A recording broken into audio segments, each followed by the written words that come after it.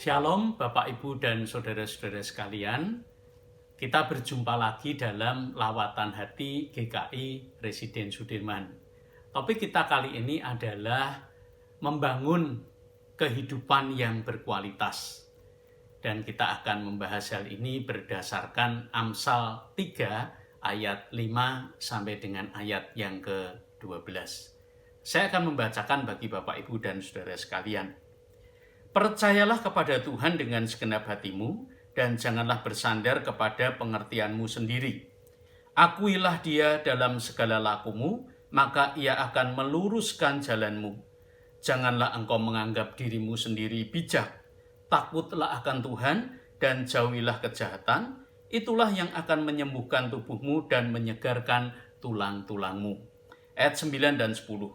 Muliakanlah Tuhan dengan hartamu, dan dengan hasil pertama dari segala penghasilanmu, maka lumbung-lumbungmu akan diisi penuh sampai melimpah-limpah, dan bejana pemerahanmu akan meluap dengan air buah anggurnya. Ayat 11 dan 12. Hai anakku, janganlah engkau menolak didikan Tuhan, dan janganlah engkau bosan akan peringatannya. Karena Tuhan memberi ajaran kepada yang dikasihinya, seperti seorang ayah kepada anak yang disayanginya.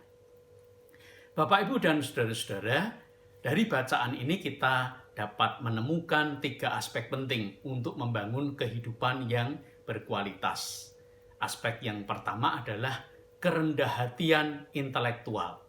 Inilah yang diajarkan di ayat yang ke-5 sampai dengan ayat yang ke-8.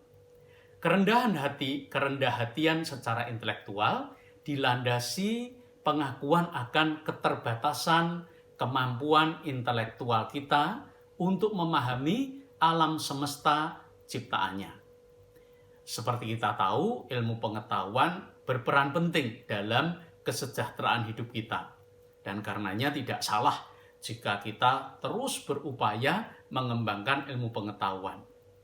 Namun Bapak Ibu, kemajuan ilmu pengetahuan juga dapat memicu kesombongan intelektual, di mana kita manusia cenderung untuk mengandalkan kepandaian kita sendiri dan tidak memandang bahwa kita membutuhkan Tuhan lagi. Nah, orang-orang beriman, Bapak Ibu, memandang ilmu pengetahuan sebagai anugerah Tuhan, dan karenanya mengembangkan ilmu pengetahuan dengan penuh hormat dan takut akan Tuhan. Itulah yang diajarkan dalam ayat 5 dan ayat yang ke-7. Nah, jika kita melakukan hal ini, kita rendah hati secara intelektual, maka pertama-tama Tuhan akan meluruskan jalan kita, ayat yang ke-6. Artinya, menolong kita mengambil keputusan setiap hari.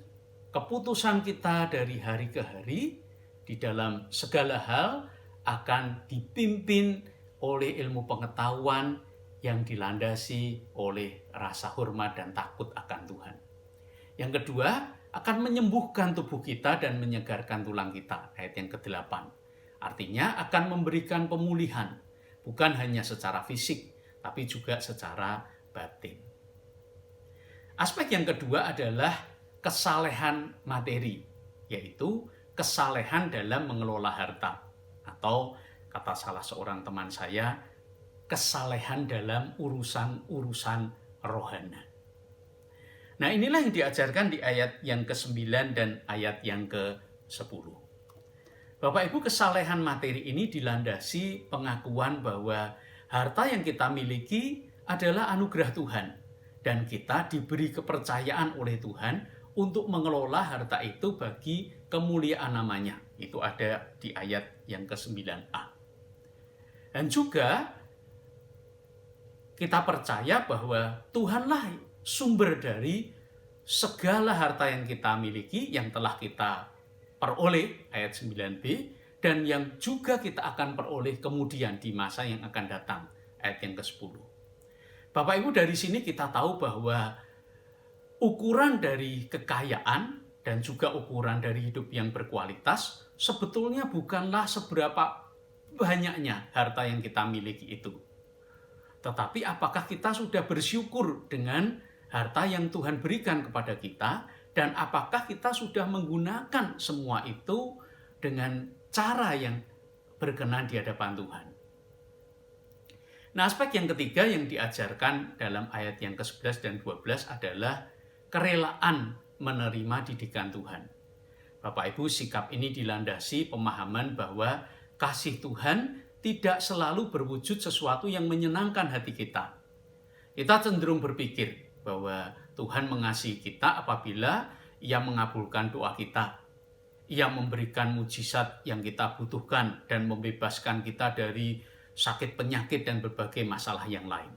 Benarkah begitu?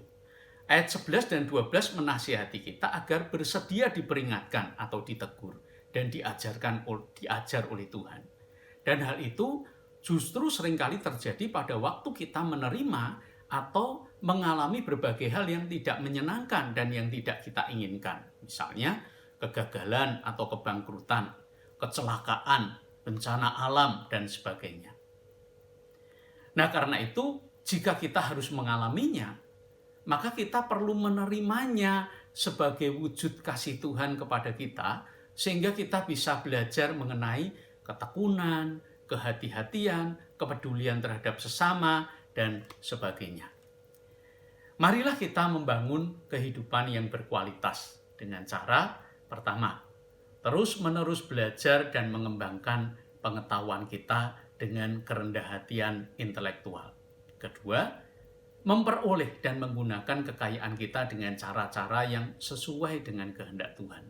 Dan yang ketiga, rela dididik oleh Tuhan, meskipun melalui berbagai hal yang tidak menyenangkan dan yang tidak kita inginkan.